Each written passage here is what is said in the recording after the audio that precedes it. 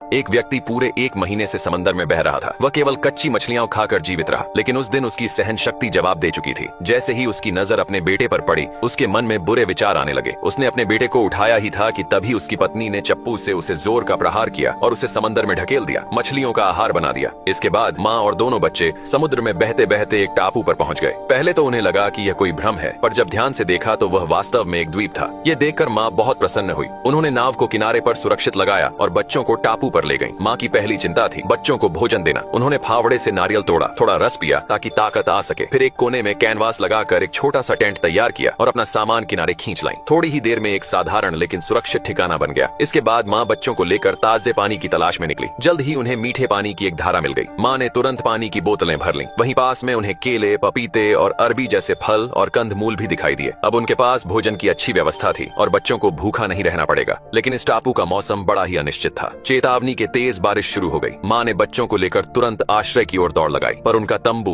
बारिश में बेकार साबित हुआ। मजबूरी में माँ ने बच्चों को कंबल में लपेट दिया और स्वयं बारिश में भीगती रहीं। बारिश रुकने के बाद उन्होंने देखा कि उनका टेंट पूरी तरह अस्त व्यस्त हो गया था। माँ समझ गईं कि अब उन्हें एक मजबूत आश्रय की जरूरत है। तभी बेटे ने पुकारा, माँ। माँ ने मुड़कर देखा कि पास ही एक लकड़ी का पुराना केबिन था। वह खुशी खुशी वहाँ पहुंची। देखने पर पता चला कि वह घर टूटा फूटा जरूर था, पर जरूरत की सारी चीजें मौजूद थीं। संभवतः किसी पुराने जहाज के यात्री द्वारा बनाया गया था। थोड़ी सफाई और मरम्मत से वह एक सुरक्षित घर बन सकता था। धीरे धीरे माँ ने मछली पकड़ने के भाले बनाना सीख लिया और बच्चों के लिए स्वादिष्ट भुनी हुई मछली पकाने लगी। दोनों बच्चों ने टापू पर कुछ नए मित्र भी बना लिए। ये छोटा सा परिवार अब शांत और खुशहाल जीवन जीने लगा। समय बीतता गया और बच्चे बड़े होते गए। अब वे पूरी तरह से टापू की जीवन शैली में ढल चुके थे। एक दिन उन्होंने अपनी नाव को एक मूंगे की चट्टान से बांधा और मछली पकड़ने चले गए। उन्हें पता नहीं था कि रस्सी ढीली हो जाएगी। नाव लहरों के साथ बह गई और तभी पानी में एक शार्क भी दिखाई दी। वे दोनों डरकर ऊंची चट्टान पर चढ़ गए। शाम तक छोटे भाई ने एक बड़ी मछली पकड़ी और उसे दूर फेंक दिया। शार्क मछली खून की गंध पाकर उस ओर चली गई और बच्चे सुरक्षित किनारे लौट आए। जब माँ को यह बात पता चली तो वह बहुत नाराज हुई और उन्हें चेतावनी दी कि सूर्यास्त से पहले घर लौट आया करें, क्योंकि रात को किनारा बहुत खतरनाक होता है। फिर एक दिन एक भयंकर तूफान आया जिससे उनका लकड़ी का घर भी ढह गया। बच्चों को भीगने से बचाने के लिए माँ अकेले ही छत की मरम्मत करने चली गई। लेकिन इस प्रयास में उन्हें तेज जुकाम हो गया, जो धीरे धीरे गंभीर बीमारी में बदल गया। वह बिस्तर से उठ नहीं सकी। अपने अंतिम समय में उन्होंने बच्चों से कहा कि वे एक दूसरे से प्रेम करें, हमेशा एक दूसरे की मदद करें और हिम्मत से जीवन जीते रहें। उन्होंने यह भी बताया कि भले ही जॉन को गोद लिया गया था, पर उन्होंने हमेशा उसे अपने सगे बेटे की तरह ही माना। अंतिम बार माँ ने अपने बेटे को गले लगाकर विदाई ली।